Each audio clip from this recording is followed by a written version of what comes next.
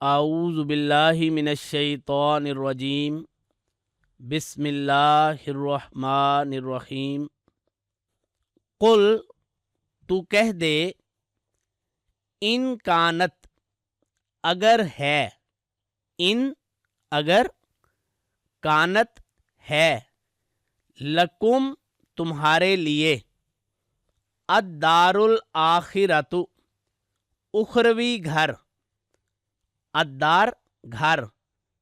الآخرۃ اخروی آخری، اگر آخرت کا گھر یا اخروی گھر تمہارے لیے ہے، عند اللہ اللہ کے نزدیک، خالصتاً خالص طور پر، خاص طور پر، من دون الناس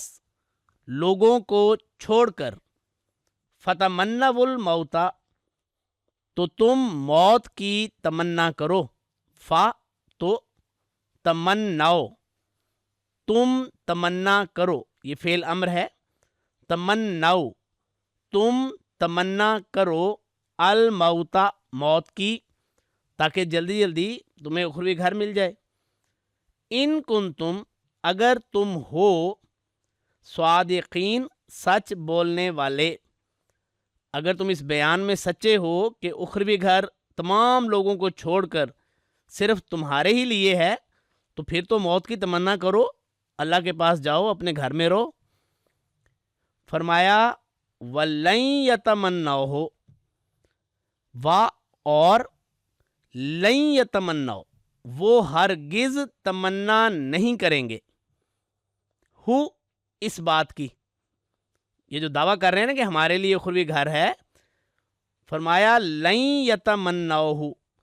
ہرگز اس کی تمنا نہیں کریں گے، ابداً کبھی بھی، بما بسبب اس کے جو قدمت آگے بھیج چکے ہیں،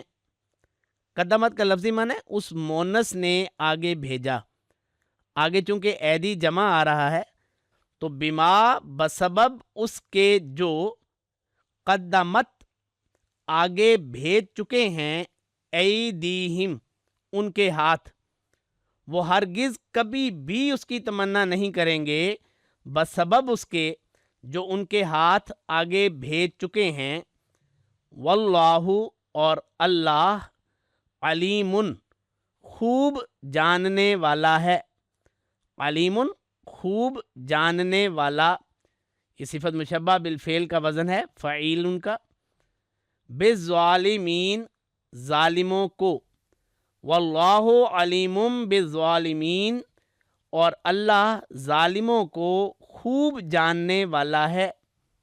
اعوذ باللہ من الشیطان الرجیم قل ان كانت لكم الدار الآخرة عند الله خالصة من